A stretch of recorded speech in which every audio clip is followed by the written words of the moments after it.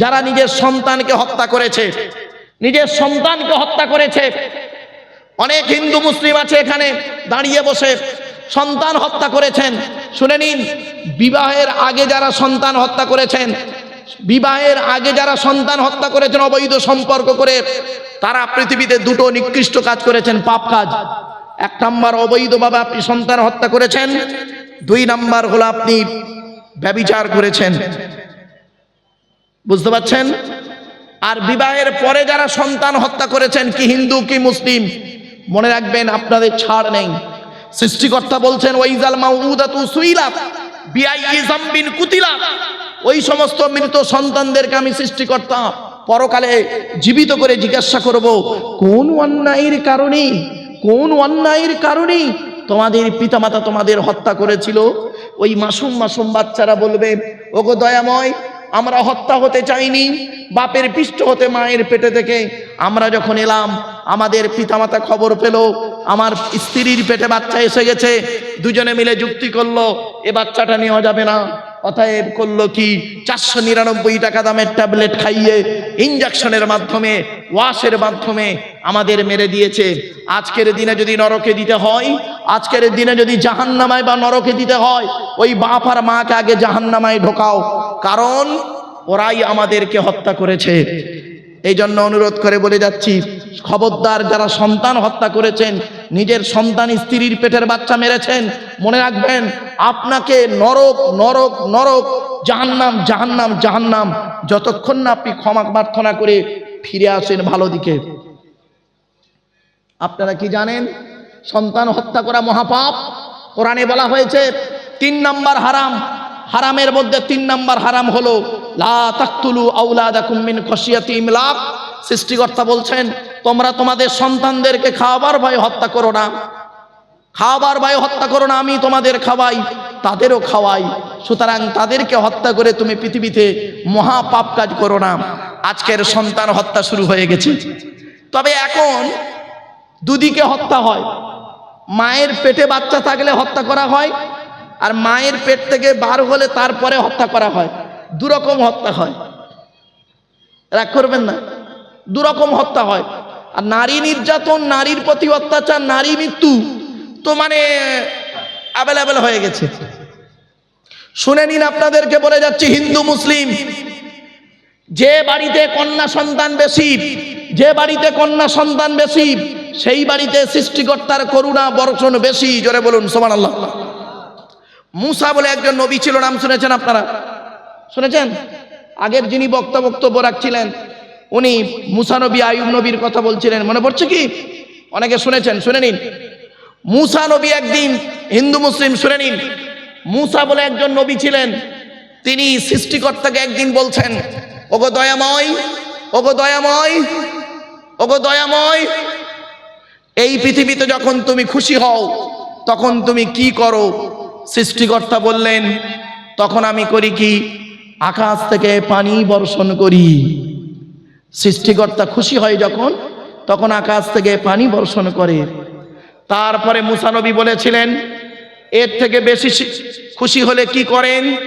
তখন সৃষ্টিকর্তা বললেন, বাড়িতে আমি অতিথি পাঠিয়ে দিই, মেহমান পাঠিয়ে দিই, আত্মীয় বাড়ি চলে আসে। তারপরে মুসা নবী বললেন, ওগো দয়াময়, আপনি সব থেকে যখন বেশি খুশি হন তখন আপনি কি করেন? সৃষ্টিকর্তা বললেন, ওগো দুনিয়ার মানুষ শোনো, ওগো মুসা, আমি যখন পৃথিবীতে অত্যন্ত খুশি হয়ে যাই তখন আমি সেই বাড়িতে কন্যা সন্তান দান করি, কন্যা সন্তান দান করি। মনে রাখবেন, কন্যা সন্তান হলো সৃষ্টিকর্তার দেওয়া একটা নিয়ামত। আজ হিন্দু মুসলিমের বাড়িতে গিয়ে দেখবেন, যদি কোনো স্ত্রীর 2টো কন্যা হয়, তারপরে সেই স্ত্রীকে হুমকি দেওয়া হয়, এরপরে যদি তোর মেয়ে হয়েছে তোকে ডিভোর্স দিয়ে দেবো। কেন সরকার এগুলোকে দেখে না? কেন সরকার এগুলোকে দেখে না? কন্যা সন্তান পুত্র সন্তান দেওয়ার মালিক কি ওই মহিলাটা? চলুন মেডিকেল সায়েন্স কি বলছে দেখি। মেডিকেল সায়েন্স বলছে, জেনেটিক্স বা বংশগতি বংশগতিবিদ্যার জনক হলো গেগর জোহন মেন্ডেল। তিনি দুটো সূত্র আবিষ্কার করেছিলেন, পৃথক বণ্টনের সূত্র, স্বাধীন বণ্টনের সূত্র। এক্স আর ওয়াইকে দিয়ে মটর গাছকে নিয়ে গবেষণা করেছিলেন, এক্স ওয়াইকে দিয়ে মটর গাছকে নিয়ে গবেষণা করেছিলেন। মনে রাখবেন, বিজ্ঞান বলছে কন্যা সন্তান হবার পিছনে মায়ের কোনো হাত নেই, এখানে বাপের অবদান থাকে। তাহলে আপনি কন্যা সন্তান হলে স্ত্রীকে দোষ দেন কেন? এই শাশুড়ি মা, তুমি তোমার বৌমাকে দোষ না দিয়ে ছেলেকে দোষ দাও। আর সৃষ্টিকর্তা কোরআনে বলছেন কি, লিল্লাহি মুলকুস সামাওয়াতি ওয়াল আরদি ইয়াখলুকু মা ইয়াশা ইয়াহাবু লিমান ইয়াশাউ ইনাসা ওয়া ইয়াহাবু লিমান ইয়াশাউ যুকুর আও ইযাউযুহুম যুকরানা ওয়া ইনাসা ওয়া ইয়াজআলু মান ইয়াশাউ আকিমা। এই আয়াতটি কোথায় আছে? বাক্যগুলি কোরআনের 25 নম্বর খণ্ডে 7 নম্বর পৃষ্ঠার 12 নম্বর লাইনে। সেখানে বলা হয়েছে, আমি আসমান পৃথিবী জমিনকে সৃষ্টি করেছি, আমি যা ইচ্ছা তাই সৃষ্টি করতে পারি। আমি যাকে খুশি তাকে শুধু কন্যা দান করি, যাকে খুশি তাকে শুধু পুত্র দান করি, যাকে খুশি তাকে পুত্র কন্যা উভয়ে দান করি। আবার যাকে খুশি তাকে পুত্র কন্যা থেকে বঞ্চিত করে ভাজা করে রাখি। তাহলে নারীর দোষ দেন কেন? এজন্য আপনাদেরকে বলে যাচ্ছি, কন্যা সন্তানের প্রতি ভালোবাসা দেখান, কন্যা সন্তানকে আপনি ভালোবাসুন। তা বলে এই বলছি না পুত্রকে আপনি ঘৃণা করুন, না না না। শুনে নিন, হযরত মুহাম্মদ সাল্লাল্লাহু আলাইহি সাল্লামের কাছে একজন ব্যক্তি এলেন। আসার পরে দাঁড়িয়ে আছেন ব্যক্তিটি, একটা ছেলে বাচ্চা ছেলে মেয়ে আসছে, একটা বাচ্চা ছেলে আর বাচ্চা মেয়ে আসছে ছুটে ছুটে লোকটার কাছে যখন এলো, লোকটি তখন করলেন কি, পুত্র সন্তানটাকে কোলে নিয়ে চুমো দিল। কন্যা সন্তানটা দাঁড়িয়ে আছে। মুহাম্মদ সাল্লাল্লাহু আলাইহি সাল্লাম বললেন, এই পুত্র সন্তানটি কার? তখন লোকটি বললেন, এই পুত্র সন্তানটি হলো আমার। আর এই কন্যা সন্তানটি কার? তো বলছে ওটাও আমার। বললো তোমার জন্ম দেওয়া মেয়ে? বলছে হ্যাঁ। তখন মুহাম্মদ সাল্লাল্লাহু আলাইহি ওয়াসাল্লাম রেগে গেলেন, রেগে গিয়ে বলছে তুমি একজন নিষ্ঠুর, তুমি একজন নিষ্ঠুর, তুমি একজন নিষ্ঠুর। পুত্র সন্তানকে কোলে নিয়ে চুমা দিলে, আর কন্যা সন্তানটাকে তুমি চুমা দিতে পারলে না। আমি মুহাম্মদ সাল্লাল্লাহু আলাইহি সাল্লাম হলাম 4 কন্যার মেয়ে। মুহাম্মদ সাল্লাল্লাহু আলাইহি সাল্লাম বলেছেন, কোন ব্যক্তির যদি 2 বা 2 এর অধিক কন্যা হয়, ওই 3 কন্যাকে যদি কোনো বাপ আর মা ভালো করে লালিত পালিত করে ভালো জায়গায় বিবাহ দিতে পারে, ওই পিতামাতা কিয়ামতের মাঠে মুহাম্মদ সাল্লাল্লাহু আলাইহি সাল্লাম বলছেন, আমি যে স্বর্গে থাকব, যে জান্নাতে থাকব, সেই স্বর্গে আমার খুবই নিকটবর্তী ওই কন্যাদের পিতামাতা থাকবে। জোরে বলুন। আচ্ছা, আমি এইরকম ওয়াজ করছি কেন বলুন তো? বলতে পারবেন? বলতে পারবেন না? আমি এইরকম ওয়াজ করছি কেন? আমি তো কোরআনে আয়াত পড়ে মানে করব, কোরআনে আয়াতই পড়ছি, কিন্তু আমার ভাষাটা হচ্ছে দেখবেন হিন্দু মুসলিম মিক্স ভাষা, তাই না? ওরে বাবা, বাজে 10টা, আমার অমুসলিম ভাইয়ের আমার বক্তব্য অনেক শোনে, তাই তাদেরকে যদি বলি কোরআনের পারা নাম্বার, পৃষ্ঠা নাম্বার, লাইন নাম্বার, তারা অত বুঝবে না। কোরআনের পারা না বলে খণ্ড বলছি, কিছু বুঝে আসছে? এই জন্য মনে রাখবেন, কথাগুলি একটু মূল্যায়ন করুন। এরপরে আসছি, সৃষ্টিকর্তা বলছেন 1 নাম্বার হারাম হলো কি? সৃষ্টিকর্তার সঙ্গে কাউকে শরীক করা, তুলনা করা। হিন্দু মুসলিম সকলকে বলে যাচ্ছি, সৃষ্টিকর্তার সঙ্গে কাউকে তুলনা করবেন না, কাউকে তুলনা, কোনো দিকে তুলনা করবেন না, কোনো ব্যক্তিকে নয়, কোনো বস্তুকে নয়। সৃষ্টিকর্তা হলেন একক, অল্লং সৃষ্টং অল্লং প্রোডাম ব্রহ্মম, আল্লাহই শ্রেষ্ঠ, আল্লাহই পরিপূর্ণ।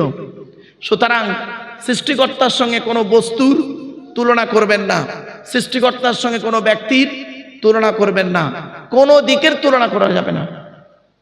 2 নাম্বার হলো পিতামাতার অবাধ্য হবেন না, গালিগালাজ করবেন না।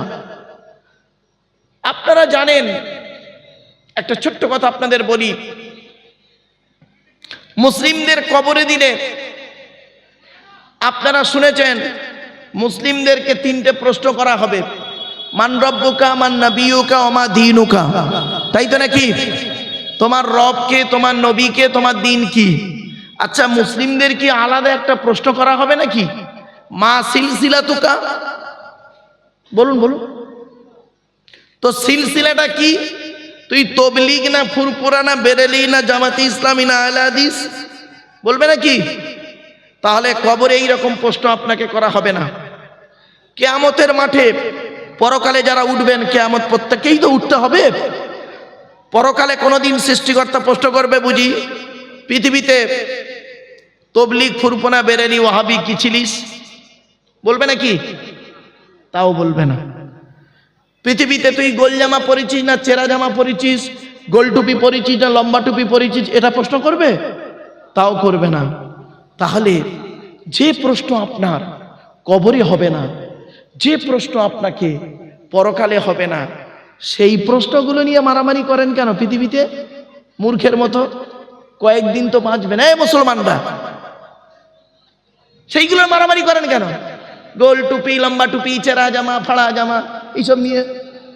যে প্রশ্ন আপনার কিয়ামতের মাঠে হবে, কিয়ামতের মাঠে যে প্রশ্নের জবাব আপনাকে দিতে হবে, সেই প্রশ্ন একটু শুনুন তো দেখি, সেই প্রশ্নগুলো শুনুন।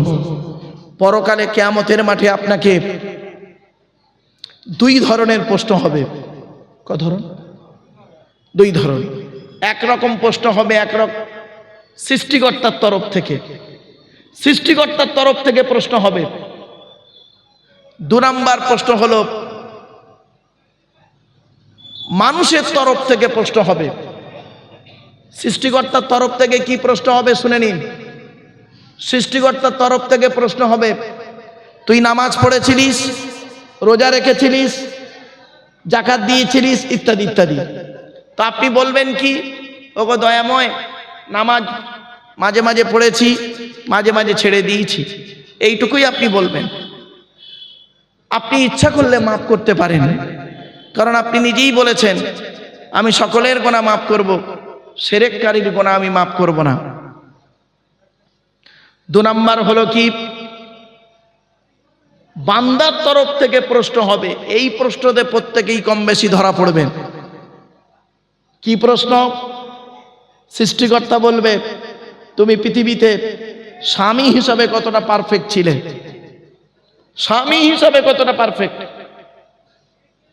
বিয়ে করলেই স্বামী হয়ে গেল নাকি আপনাদের ধারণা? মনে রাখবেন, আমি আমার জ্ঞানে গবেষণা করে যতটুকু পেয়েছি, ইসলাম ধর্মে মেয়ের বিবাহ দিতে গেলে মেয়ের বাপে একটা টাকাও খরচা হবে না। সুবহানাল্লাহ বলে। আবার বলছি, ভুল বুঝবেন না যেন, অন ক্যামেরার সামনে বলছি, ইসলাম ধর্মে মেয়ের বিবাহ দিতে গেলে মেয়ের বাপের একটা টাকাও খরচা হবে না। উল্টে বরং ছেলের বাপের টাকা খরচা হবে। কি? মোহরানা বানতে হবে, ঠিক না বেঠিক? মাহার বাঁধতে হবে ছেলেকে। তুমি একটা মেয়েকে সংসার করবে, তাকে টাকা দিয়ে তোমাকে সংসার করতে হবে। কোথায় লেখা আছে বিয়ে বাড়িতে 500 জন বরযাত্রী? মেয়ের বাপকে একদম ভিখারি বানানো ইসলাম ধর্মে আছে বুঝি? কোথায় লেখা আছে খাট গদি ড্রেসিং টেবিল আলমারি? কোথায় লেখা আছে 5 লাখ টাকা ইয়াম্মা গাড়ি 5 ভরি সোনা? এই কোরআনে বলা আছে ওগুলো অবৈধ। আর বিয়ের পণ বলেন তো নাকি আপনারা? হ্যাঁ, কি হিন্দু কি মুসলিম? যে ছেলেটা মাধ্যমিক পাশ করলো, নিরুপমার করুণ গল্পটা গল্পগুচ্ছ কাহিনী রবীন্দ্রনাথের লেখা, দেনা পাওনা গল্প পড়ার পরে সে ছেলে যদি বলে মাধ্যমিকে স্টার পেয়েছি, আমার সার্টিফিকেটের দাম হলো 50,000 টাকা, ইয়াম্মা গাড়ি 5 ভরি সোনা, তবে একটা গরিবের মেয়েকে বিবাহ করব, আমি আব্দুল্লাহিল মারুফ বলে যাচ্ছি, মাধ্যমিকে স্টার পাওয়া ছেলেটার থেকে যে ছেলেটা 4 পাস করে বাড়িতে বসে থাকে, 4 পাস করা ছেলেটা মাধ্যমিকে স্টার পাওয়া ছেলের থেকে ভালো। তাই আপনাদের কাছে আমি অনুরোধ করে বলে যাচ্ছি, এই পণ কথা থেকে মানুষকে, মেয়ের বাপকে অন্তত রেহাই দিন। ছেলের বাপেদের কাছে, কি হিন্দু কি মুসলিম, কি হিন্দু কি মুসলিম, ছেলের বাপেদের কাছে আমি করজোড়ে নিবেদন করছি, মেয়ের বাপেদেরকে অন্তত এই কোন কথা থেকে একটু রেহাই দিন। আজকের কত মেয়ের বাপ, কত মেয়ের বাপ তারা কি করছে, মাথার চুল উড়ে যাচ্ছে, কন্যা দায়ে ভিক্ষা করছে। আর তুমি ছেলের বাপ, মেয়ের বাপের টাকায় তুমি দালাল তিগিরি করছো। লজ্জা করে না? লজ্জা করে না? পণ পণ নিয়ে বিয়ে করেছো। এই কোরআনে বলা আছে সাম্মাউনা লিল কাযিবি আক্কালুনা লিস সুহুত। সুতের তাফসীরে বলা হয়েছে বিয়ের পূর্ণিমা তেমন হারাম, ব্যভিচার করা যেমন হারাম। তাই আপনাদেরকে আমি অনুরোধ করে বলে যাচ্ছি, কথাগুলো একটু মাথায় রাখুন, গুরুত্ব দিয়ে শোনার চেষ্টা করুন।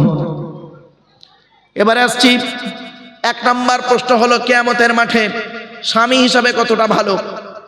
নবীজি মুহাম্মদ সাল্লাল্লাহু আলাইহি ওয়াসাল্লাম বলেছেন, তোমরা তোমাদের স্ত্রীদের সঙ্গে ভালো আচরণ করো। তুমি যেমন খাবে স্ত্রীকে তেমন খাওয়াবে, তোমরা যেমন পরবে স্ত্রীদের তেমন পরাবে। শুধু তাই নয়, তোমরা স্ত্রীদের সঙ্গে সুআচরণ করতে থাকো। খবরদার স্ত্রীদের সঙ্গে খারাপ আচরণ করো না, স্ত্রীদের গালি দিও না, স্ত্রীদের মারধর করো না। এরপরে নবীজি বলেছেন, তুমি তোমার স্ত্রীকে সুশিক্ষা দান করো, আদবের শিক্ষা দাও, ভাষা শিক্ষা দাও। আমরা তো পুরুষদের শুধু নামাজের তালিম দিই, কই একবারও তো বলিনি স্ত্রীকে নিয়ে তাহাজ্জুদের নামাজটা পড়ি। বাড়িতে গিয়ে করেননি তো কোনো দিন? নিজে তাবারুক নিয়ে বাড়ি গেলেন আর জলসা শুনে বাড়ি গেলেন, স্ত্রীকে কই তো বলেননি কই নামাজ পড়েছে এশার? আপনি তো নিজেই নামাজ পড়েননি, তা আপনার প্রতি আল্লাহর রহমত হবেই কি করে? সৃষ্টিকর্তা বারে বারে বলেছেন। তাই আপনাদের কাছে আমি করজোড়ে বলে যাচ্ছি, কথাগুলি গুরুত্ব দিয়ে শুনুন। 1 নাম্বার হলো স্বামী হিসাবে তুমি কতটা পারফেক্ট পৃথিবীতে ছিলে। 2 নাম্বার হলো পিতা হিসাবে কতটা পারফেক্ট। পিতা হিসাবে কতটা পারফেক্ট। আপনি যে বাপ হয়েছেন, বাপের দায়িত্ব পালন করেছেন, বাপের দায়িত্ব পালন করুন। পিতা হিসেবে কতটা পারফেক্ট। আপনি তো পিতা হিসাবে পারফেক্ট হতে পারেননি। আল্লাহর নবী বলেছেন, প্রত্যেক পিতামাতার দায়িত্ব হলো ছেলে এবং মেয়ের উপরে 3টি। কটি? প্রত্যেক পিতামাতার দায়িত্ব হলো ছেলে এবং মেয়ের উপরে 3টি। 1 নম্বর দায়িত্ব হলো আইয়াকসিনা ইসমাহু, ছেলে মেয়ে জন্মগ্রহণ করলে সুন্দর সুন্দর নাম রাখবে। 2 নম্বর নবীজি বললেন, ছেলে মেয়ে জন্মগ্রহণ করলে কি করবে? তাতে লেখাপড়া শেখাবে, কোরআনের শিক্ষা দেবে। 1 নম্বরের একটু ব্যাখ্যা করে দিই। 1 নম্বরের ব্যাখ্যায় বলা হয়েছে সুন্দর সুন্দর নাম রাখবে, ডান কানে আযান দেবে, বাম কানে একামত দেবে, অর্থ থাকলে আকিকা করবে। আপনি একজন পিতা হয়ে আপনার সন্তানের দায়িত্ব পালন করেছেন কি দেখুন। তারপরে ভাতের আশা করবেন। 2 নম্বরে বলা হয়েছে ছেলে মেয়ে যখন কথাবার্তা বলতে শিখবে তাদেরকে কোরআনের শিক্ষা দেবে, কোরআনের শিক্ষা দেবে। এখানে যত মুসলিম বসে আছেন, রাত 10টা বেজে গেছে মানে আমার অমুসলিম ভাইরা দোকান বন্ধ করে বাড়ির পথে হাঁটা দিয়েছে। মুসলিম ভাইরাই পড়ে আছেন জলসার জন্য বুঝি। চিন্তা নেই, আর কয়েক মিনিটের মধ্যেই তো শেষ হয়ে যাবে আমার বক্তব্য। তারপরেই আমার পরে একজন বক্তা আছেন, তিনি কিছু কথা বলেই শেষ করবেন। এখানে যত পুরুষ বসে আছেন, মুসলিম পুরুষ, যত মুসলিম পুরুষ বসে আছেন, দাঁড়িয়ে আছেন আপনারা, আমার ধারণা বেশিরভাগ পুরুষরা, মুসলিম পুরুষরা কোরআন পড়তে পারে না, ঠিক না বেঠিক? আর বেশিরভাগ নারীরা, মুসলিম নারীরা কোরআন পড়তে পারে, ঠিক না বেঠিক? আচ্ছা, এটা কেন হলো? এটা কেন হলো আপনাদের কাছে? পুরুষরা কোরআন পড়তে পারলো, এই পারে না, আর মহিলারা কোরআন পড়তে পারলো। জলসা তো পুরুষরা দেয়, মহিলারা তো দেয় না, মহিলারা তো চাঁদা দেয়। কত বড় সর্বনাশটা করেছেন শুনে নিন আপনারা। সর্বনাশটা কি শুনে নিন, গুরুত্ব দিয়ে শোনো। যে কোরআন পড়তে পারে না, যে পুরুষ, মুসলিম পুরুষ, যে মুসলিম পুরুষ কোরআন পড়তে পারে না, তার জন্য 6 জন দায়ী। কজন? 6 জন দায়ী। কে কে? 1 নাম্বার, যে নিজে পড়তে পারে না সে নিজে দায়ী। 2 নাম্বার ওর জন্মদাতা বাপ দায়ী, 3 নাম্বার পেটে ধরা মা দায়ী, 4 নাম্বার শ্বশুর দায়ী, 5 নাম্বার শাশুড়ি দায়ী, 6 নাম্বার হলো যারা বিয়ের দেখাশোনা করতে গেছে ওরা দায়ী। যারা বিবাহের দেখাশোনায় গেছেন, আপনারা মেয়েদের দেখাশোনায় গিয়ে কি করেছেন? মুসলিম ভাইরা কি করেছেন? প্রথমে মেয়েটাকে বলেছেন তোমার নাম কি, তোমার বাপের নাম কি, তোমার মায়ের নাম কি, তুমি কোরআন পড়তে পারো? তো মেয়েটা বলেছে হ্যাঁ। আপনি বললেন পড়ো। অত লোকের সামনে মেয়েটার কোরআন পড়া শুনেছিলেন। এবারে মেয়ের তরফ থেকে যখন ছেলেকে দেখতে গিয়েছিলেন, ছেলেকে জিজ্ঞাসা করলেন কি তোমার নাম কি, তোমার বাপের নাম কি, তোমার ক ভাই বোন, কোরআন পড়, তুমি কি ইনকাম করো? একবারও বলেছেন এই ছেলে এই কোরআন পড়তে পারো, অজুর ফরজ জানো, গোসলের ফরজ জানো, তায়াম্মুমের ফরজ জানো? একবারও জিজ্ঞাসা করেননি। এর মধ্যে কি বড় ভুল হয়েছে শুনে নিন। সমাজের একটা মারাত্মক বড় ক্ষতি হয়ে গেছে, মারাত্মক বড় সমাজের ক্ষতি হয়েছে। মেয়ের বাপেদের মাথায় ঢুকে গেছে আমার ছেলে আমার মেয়ে কিছু হোক আর না হোক কোরআন পড়াতে হবে, কোরআন পড়া শেখাতেই হবে। তাই মেয়ের বাপেরা দেখবেন মসজিদের ইমাম, কোথায় মৌলানা সাহেব, কোথায় হাফেজ সাহেব ধরে মেয়েকে কোরআন শেখালো। আর ছেলের বাপেদের মাথায় ঢুকে গেছে আমার ছেলে কোরআন পড়ুক আর না পড়ুক, আমার ছেলে টাকা থাকলেই হবে, এই খোলাপতা বাজারে 4টে দোকান থাকলেই আমার ছেলে যথেষ্ট, আমার ছেলের কোরআন পড়া লাগবে না। ফলে কি দাঁড়ালো? 50 বছর পরে বুড়ো লোকটা কোরআন পড়তে পারে না, আর মেয়েটা বুড়িটা কোরআন পড়তে পারে। এই তো দাঁড়ালো। যেখানে নবীজি বলেছেন খায়রুকুম মান তাআল্লামাল কুরআনা ওয়া আল্লামাহু, তোমাদের মধ্যে উত্তম ব্যক্তি হলো ওই লোকটা যে নিজে কোরআন শেখে, অপরকে কোরআন শিক্ষা দেয়। তাই আমি আপনাদের খোলাপতার মানুষদের কাছে বলে যাচ্ছি, করো জোরে বাবা, মসজিদের ইমাম সাহেবের কাছে বসে অন্তত কোরআন পড়াটা একটু দয়া করে শিখে নেবেন, কোরআন পড়াটা একটু শিখে নেবেন। মসজিদের ইমাম সাহেবের কাছে বসে, এলাকার অনেক আলেম উলামা আছে তাদের কাছে বসে অন্তত কোরআন পড়াটা শিখে নেবেন। এই অনুরোধটুকু আমি আপনাদের কাছে করলাম, মাথায় রাখুন, এ দায়িত্ব কিন্তু আপনাদের। 1 নম্বরে নবী বললেন, এবার আসছি কিয়ামতের মাঠে প্রশ্ন হবে। 1 নম্বর পিতা হিসাবে কতটা ভালো, 2 নম্বর এই স্বামী হিসাবে কতটা ভালো, 2 নম্বর পিতা হিসাবে কতটা ভালো। পিতা হিসাবে আলোচনা করতে গিয়ে নবীজির ওই হাদিসটাকে আলোচনা করছিলাম। নবীজি বলেছেন প্রত্যেক পিতামাতার দায়িত্ব হলো ছেলে এবং মেয়ের উপরে 3টি। 1 নম্বর সুন্দর সুন্দর নাম রাখতে হবে। 2 নম্বর ছেলে মেয়ে যখন কথাবার্তা বলতে শিখবে তাদেরকে কোরআনের শিক্ষা দেবে। 3 নম্বর হলো ওয়াইজা বালাগা ওয়াইজা বিজা হইজা আদরাকা, ছেলে মেয়ে যখন বালক নাবালেগ থেকে সাবালেগ হবে পাত্র পাত্রী দেখে সঠিক সময়ে তাদেরকে বিবাহের ব্যবস্থা করবে।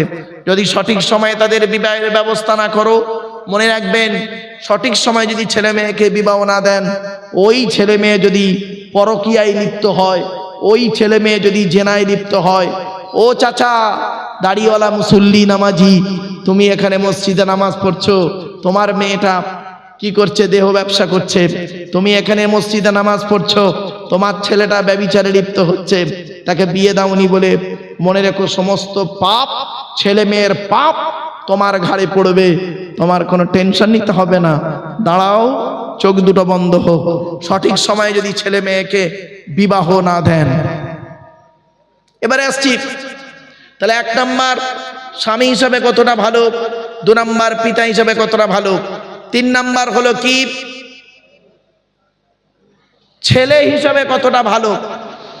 আপনি আপনার পিতামাতার কতটা সেবা যত্ন করেছেন, এই সম্পর্কে আপনাকে কিয়ামতের মাঠে জিজ্ঞাসা করা হবে। আপনি আপনার পিতামাতার হকটা আদায় করেছেন কিনা। আপনার পিতামাতা আপনার হক আদায় করেনি, ঠিক আছে, তার জবাব তিনি দেবেন। আপনি আপনার পিতামাতার সেবা করেছেন কিনা আপনাকে জবাব দিতে হবে। মনে রাখবেন এই কোরআনে লেখা আছে, আমার বাবার কথা নয়, এই কোরআনে লেখা আছে সর্বপ্রথম টাকা পয়সা ব্যয় করবে কার পিছনে? বৃদ্ধ পিতামাতার পিছনে। ইয়াসআলুনাকা মাযা ইউনফিকুন কুল মা আনফাকতুম মিন খায়রিন ফালিল ওয়ালিদাইনি ওয়াল আকরাবিন। আল্লাহ পাক বলছেন, নবী তোমাকে ওরা প্রশ্ন করছে টাকা পয়সা কোথায় ব্যয় করলে আল্লাহ খুশি হবে। নবী তুমি বলে দাও, কুল মা আনফাকতুম মিন খায়রিন ফালিল ওয়ালিদাইনি ওয়াল আকরাবিন।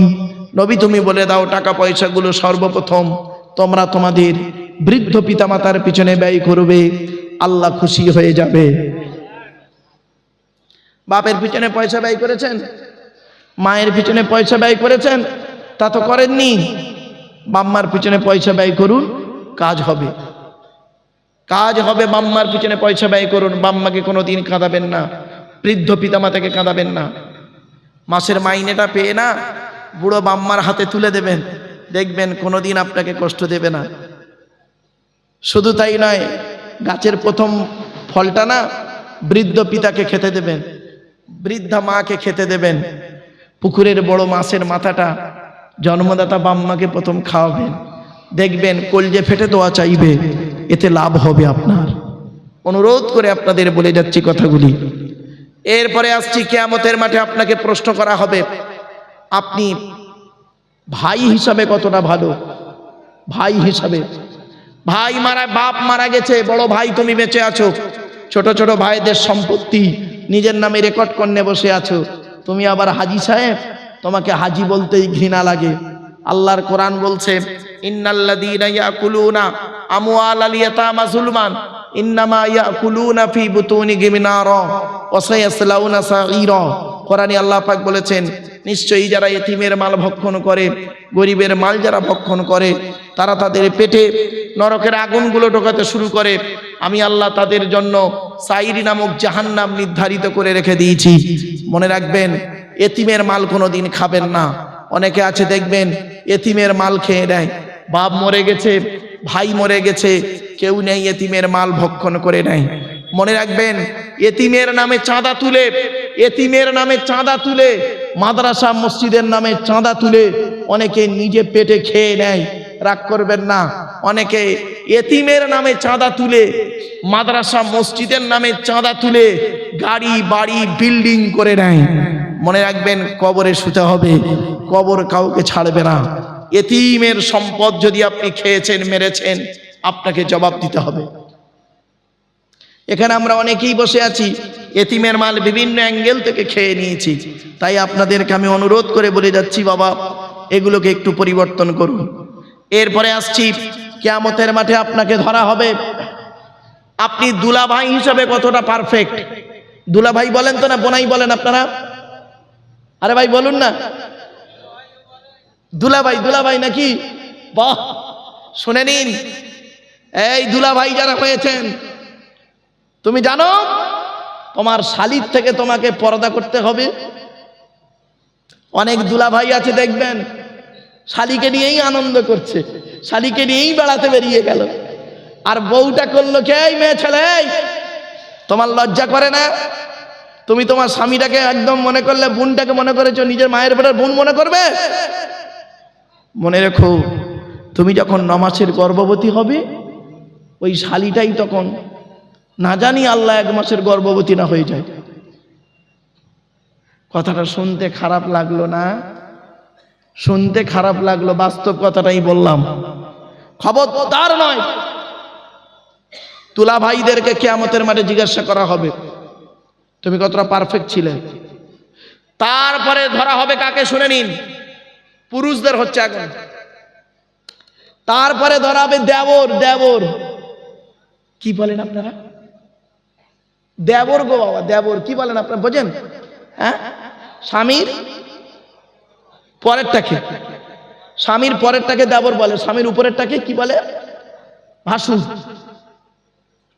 নবীজি বলেছেন, একদিন নবীজির কাছে মেয়ে ছেলেরা এসেছেন, মহিলারা এসে বলছেন, হে নবী, পৃথিবীতে আমরা কাকে বেশি ভয় করব বলুন। নবীজি বললেন, পৃথিবীতে যতদিন বাঁচবে একজন লোক থেকে দূরে সরে থাকবে। বললো, ওটা কে? বললো, ওটা হলো তোমাদের দেবর, ওটা হলো দেবর। দেবর কেন? বলছে মৃত্যুর মতো ভয় করবে দেবরকে।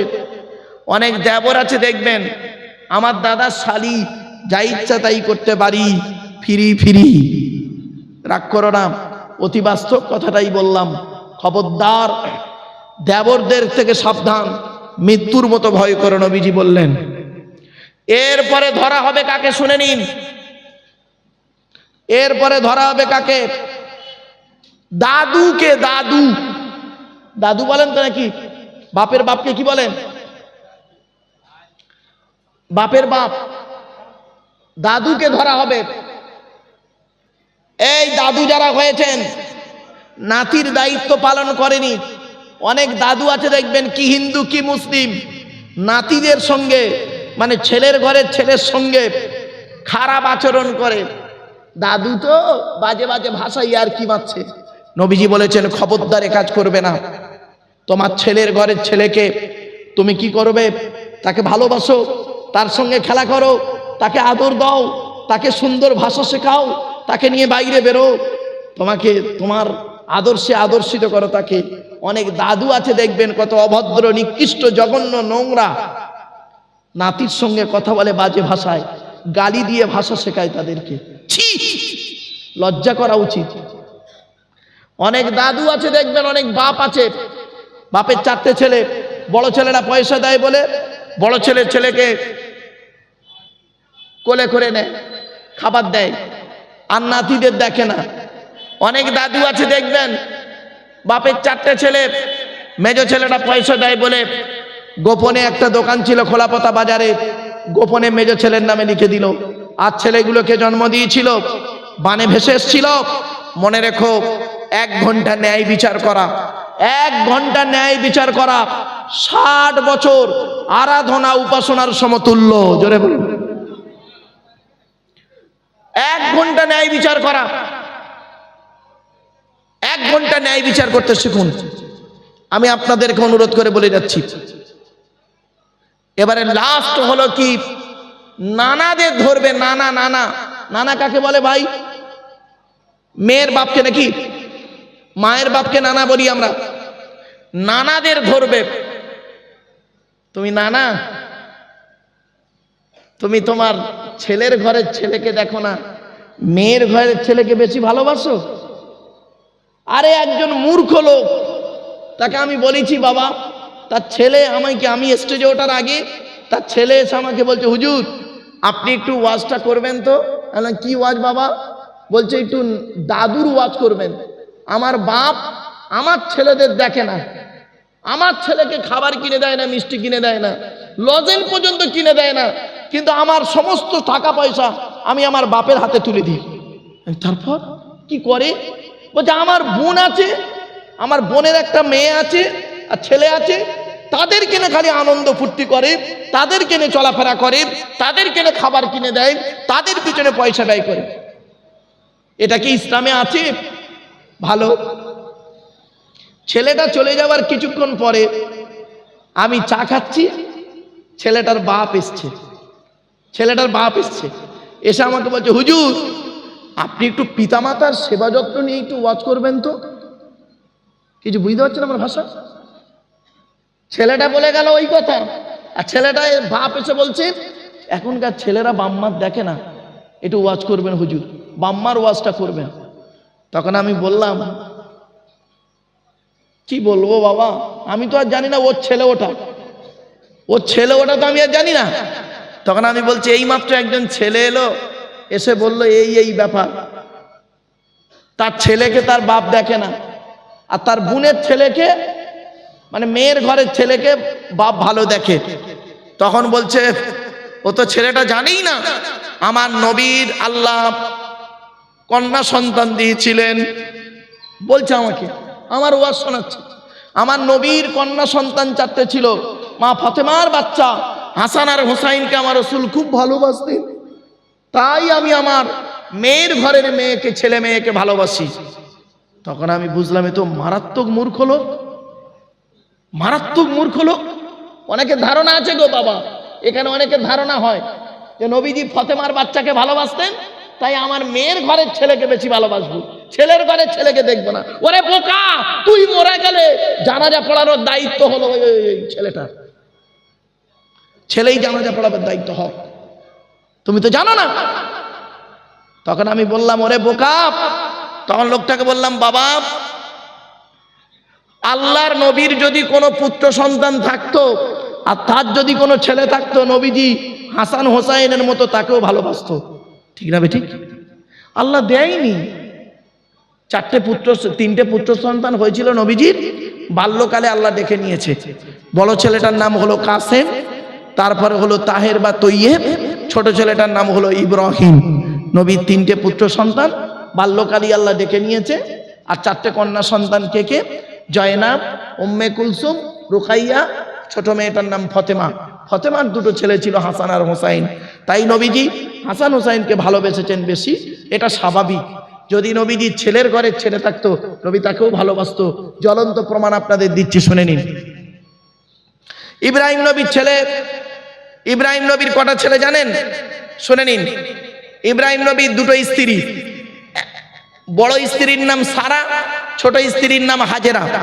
হাজেরার ছেলে হলো ইসমাইল, আর সারার ছেলে হলো ইসহাক নবী, আর ইসহাক নবীর ছেলে হলো ইয়াকুব নবী। ইয়াকুব নবীর ছেলে হলো ইউসুফ নবী। দেখেছেন? কে বলেছে? এই জন্য বাবু বাড়িতে গিয়ে ভাববেন, ছেলের ঘরের ছেলেকে যতটাই ভালোবাসবেন, মেয়ের ঘরের ছেলেকে ততটাই ভালোবাসবেন। ডানচোখ বাঁচক করবেন, আপনি আল্লাহর কাছে ধরা পড়ে যাবেন। অনুরোধ করে আপনাদের বলে যাচ্ছি, কথাগুলো একটু মাথায় রাখুন। কোথায় আওয়াজ হচ্ছে? ও যাই হোক, এই কথাগুলো কেন আপনাদেরকে বললাম? খুবই গুরুত্বপূর্ণ কথা বাবা, এগুলো বলা খুবই জরুরি বলে মনে করছিলাম, তাই আপনাদেরকে আমি কথাগুলো বলতে বাধ্য হলাম। এরপরে আসছি, আল্লাহ পাক বললেন 10টা হারাম জিনিস নিয়ে কথা বলছিলাম আজকে। 1 নাম্বার হারামের নাম কি? আল্লাহর সঙ্গে কাউকে শরীক করো না, লা তুশরিকু বিহি শাইয়্যাম। 2 নাম্বার হলো ওয়াবিল ওয়ালিদাইনি ইহসানা, পিতামাতার সেবা যত্ন করো। 3 নাম্বার হলো লা তাকতুলু আওলাদাকুম মিন ইমলাক, তোমরা তোমাদের সন্তানদেরকে হত্যা করো না খাওয়াবার ভয়ে। এই আয়াতের তাফসীর অন্য আয়াত দিয়ে হয়েছে লা তাকতুলু আওলাদাকুম মিন খশিয়াতি ইমলাক, তোমরা তোমাদের সন্তানদেরকে খাওয়াবার ভয়ে হত্যা করো না। নাহনু নারযুকুকুম ওয়া ইয়্যাকুম, আমি আল্লাহ তোমাদেরও খাওয়াই তাদেরও খাওয়াই। ইন্না কতলাকুম কানা খিতুআন কাবীরা, তাদের হত্যা করা হলো মহাপাপ, গুনাহে কাবীরা। 4 নাম্বার হারাম কাজটা কি শুনে নিন, আল্লাহর কোরআন জানিয়ে দিল 4 নাম্বার হারামটা কি। লা তাকরাবুল ফাওয়াহিশা মা যাহরা মিনহা ওয়া মা বাতন। আল্লাহ পাক বললেন 4 নাম্বার হারাম জিনিসটা হলো কি জানেন? প্রকাশ্য অপ্রকাশ্য পাপ কাজের ধারে বাড়ে যেও না। প্রকাশ্য অপ্রকাশ্য। আচ্ছা, প্রকাশ্য অপ্রকাশ্যটা কি একটু খুলে বলি। আচ্ছা বাবা, আমরা এমন মানুষ, আমরা মদখোরকে কি করি জানেন? মদখোরকে মসজিদ থেকে বের করে দিই, মদখোরকে মসজিদ থেকে মেরে বের করে দিই, আর সুদখোরকে মসজিদের সভাপতি বানিয়ে দিই। ঠিক না বেটি? মদখোরকে মসজিদ থেকে বের করে দিই আর সুদখোরকে মসজিদের সভাপতি বানিয়ে দিই। এজন্য আপনাদের বলি, জলসা দিতে গেলে 3টে জিনিস ঠিক রাখবেন। 1 নাম্বার হলো কি জানেন? বক্তা। বক্তাটা ঠিক রাখবেন। বক্তার 2টো জিনিস দেখবেন, বক্তাটা সত্যিকারের আলেম কিনা দেখবেন, 2 নাম্বার বক্তাটার আমল আছে কিনা দেখবেন। বক্তারা 5 ওয়াক্ত নামাজ পড়ে কিনা, রমজান মাসে রোজা রাখে কিনা, বক্তাটার চরিত্র ঠিক আছে কিনা, 2 ঠোঁটের মাঝখানে 2 রানের বীজখানে এই 2টো জিনিস ঠিক আছে কিনা একটু খবর নেবেন গো বাবা। আপনাদের এই মাটিয়া থানায় প্যান্ডেলওয়ালা কি একটাই ছিল? অনেক ছিল, তার মধ্যে থেকে একটাকে নির্বাচন করেছেন। আপনাদের মাটিয়া থানা মাইকওয়ালা কি একটাই ছিল? তার মধ্যে থেকে একটাকে নির্বাচন করেছেন।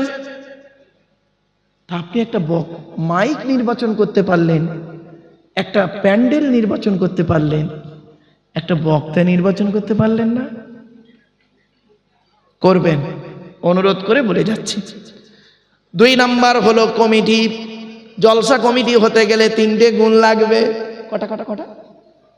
এক নাম্বার সৎ হতে হবে জলসা কমিটি হতে গেলে। সৎ কাকে বলে? নবীজির কাছে একদিন সাহাবীরা জিজ্ঞাসা করলেন, ইয়া রাসূলুল্লাহ, আপনি কিছু উপদেশ দান করুন।